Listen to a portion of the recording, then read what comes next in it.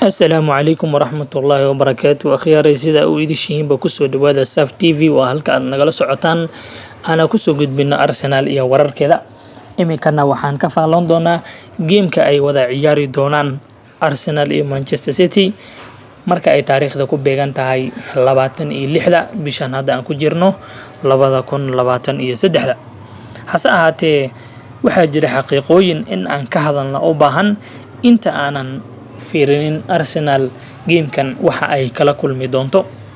hase ahaatee haddii aad nagu cusub tahay fadlan subscribe ta inoo saar haddii aad ila socotayna aad iyo aad ayaad u mahadsan tahay fadlan kusoo dhawow dhegeysiga arrimahan halkan aan kugu hayo ciyaarta xilli ciyaareedkan ee Manchester City iyo Arsenal ayaa la sugayaa iyadoo kooxdii badisa ay iska xaadirin doonto booska ugu cadcad ee ku guuleysiga horyaalka Premier League kadib markii ay Manchester City Bayern Munich ku garaacday 4-1 si ay u gaarto semi-finalka Champions League Sheffield United ay ku garaacday 3-0 si ay u gaarto semi-finalka FA Cup-ka kooxda martida loo yahay waa Manchester City ayaa ku jirta qaab ciyaareed heer sare ah iyagoo doonaya inay gaaraan 5 dhibcood ee ay ku hogaaminayaan horyaalka Arsenal iyagoo walibana og wali inay gacantooda ku jirto oo wali u dhiman tahay 2 kulan hase ahaatee inkasta oo Arsenal iyo Manchester City ciyaarihii u dhaxeeyay ay u badnaayeen in ay Manchester City ay guuleysato hase ahaatee intaasba ma ahayn kuwa go'aaminayay horyaalka cid qaadaysa ama horyaalnimadaba geemkan ayaa kala qaadi doono haddaba aan ogaano xaqiiqooyinka Arsenal iyo Manchester City u dhaxeeyo Manchester City lixdii game ee u dambeysay Manchester City lixdii kulan ee u dambeysay Arsenal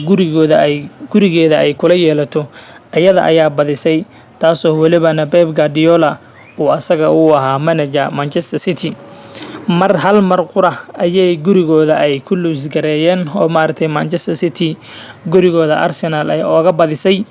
taasoo ku dhamaatay 2 waxayna ahayd January 2015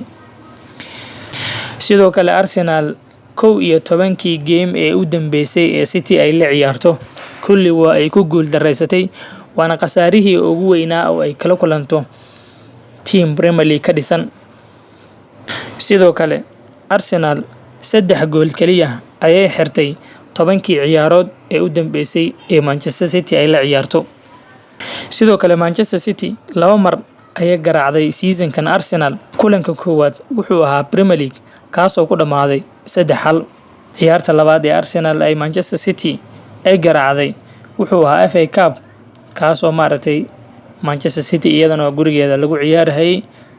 1-0 ku dhamaaday ku cusubna ma aan inay Arsenal hal season 2 mar ay garaacday hadda ka hor ayaba hal season gudihii 3 mar ay garaacday waxayna ahaayeen 2017-18 xilli ciyaareedkaas iyo 2020-2021 3 mar ayana Arsenal ay garaacday xilligaas waxaadna ogaataan Liverpool kaliya ayaa Arsenal 3 mar garaacday waliba 3 season oo kala duwan taasoo iyadana imaatay ama ku soo hagaagtay sanadkii 1994 ilaa 95 xilli ciyaareedkii u dhaxeeyay 1996-97 xilli ciyaareedkeedii iyo 2021-2022 xilli ciyaareedkeediiba sidoo kale Manchester City waxay ku guuleysteen 8 ka mid ah 9kii ciyaarood ee u dambeeyay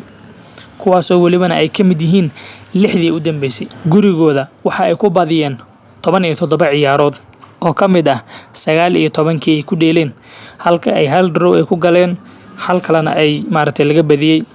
Manchester City 4tii qasaare ee u dambeysayba kulli waxay uga imaadeen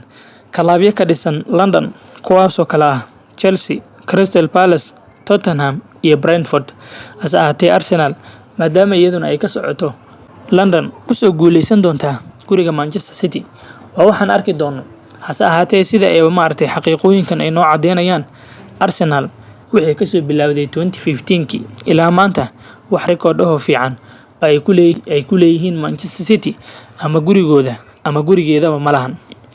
sida loo badinayana Arsenal qof walba wuu aaminsan yahay sanadkan oo waxaa la isleeyahay way awoodaan in Manchester City ay gurigeeda kaga soo badiso, waayo waxay haystaan ciyaaryahanno arrintaas samayn kara. Hase ahaatee, dadka badina weli halkooda ay taagan yihiinoo waxay isleeyihiin Manchester City oo Bayern soo garaacday oo shalayna Sheffield United 3-0 ku soo dhufatay, og in ay 2 game u dhiman yihiin, 70 dhibcoodna haysato, kuna hami weyn in ay Premier League ay qaadi karto wax shaki la'aan ah. Uma maleynayno in ay Manchester City gurigeeda Arsenal ay ugu imaato gurigeeda ay ku garaaci karto. Waxay noqotaba waa game Arsenal muhiim u ah, Manchester City-na muhiim u ah. Waa game aan arki doonno Arsenal waxa ay sameyso, Manchester City-na ay go'aansato. Dadka qaar ayaa waxay isleeyihiin Manchester City weekend gudihiisa 2 ciyaarood ayay dheeleen, kuwaasoo labaduba final ay ugu socdeen. Waxaa laga yaabaa in ciyaaryahanadooda ay daalan yihiin, laakiin waxaad ogaataa hadduu De Bruyne uu daalan yahay in uu soo kacay Phil Foden, kaasoo buuxin kara booska uu dheelayay De Bruyne. Haddaba haddii aan aniga fikradeyda aan ka hadla akhyaarig game-kani, waxaan is leeyahay marka aan dhowr xaqiiqo aan fiiriyo, taasoo ah Arsenal ciyaarta u dhaxaysa iyo Manchester City. Sida aan ognahayba, Arsenal, Man City iyo Liverpool waxa u fudud in ay ka badiso Man City, waayo isku ciyaar ayay yihiin, banoon dhulka ayay dhigtaan, banoonta dhulka ayay ka dheelaan, waa banoon la isku baasbaasahayo. Arsenalna sidaan arkaynay season-kii hadda aan ku jirno iyo kii u dambeeyayba in mar walba ay ciyaar hayeen, inkastoo Arsenal laga badinayay, hase ahaatee banoonta haynteeda ay u badneed dhanka Arsenal oo banoon qurux badan ay soo bandhigaysay. Halka Liverpool markay Arsenal la ciyaarayso, Arsenal aysan la dhaqmi karin long ball-kaas ama banoonta dheer ee gadaal laga soo tuurayo. Iyadoo xaqiiqada ay jirto, waxaan u maleynayaa Arsenal game-kan inay haba ahaatee ay dhibic kala soo bixi karto, runtii inay aad ugu dadaali doonto in ay game-kan wax khasaara ay kala soo bixin, maadaama game-kii u dambeeyay Southampton ay noogu muujiyeen ciyaaryahanada Arsenal in aysan marnaba quusanaynin, haba ka dhinaata saacadda 5 daqiiqo oo kaliya. Hase ahaatee, waan arki doonaa. Sida aniga ila tahayna game-kan wuxuu u badan yahay in ay draw ku dhamaado. Idinku maxaad leedihiin? Malihiinuna siduu u badan yahay score prediction-kiina, sidee baad u maleynaysaan in ciyaartan ay ku dhamaan doonto? Qaybta commentiga ayaad igula wadaagaysaa. Haddana waxaan idinkaga tegayaa sida ay nabadgelyo. Wassalaamu calaykum waraxmatullaahi wabarakaatuh.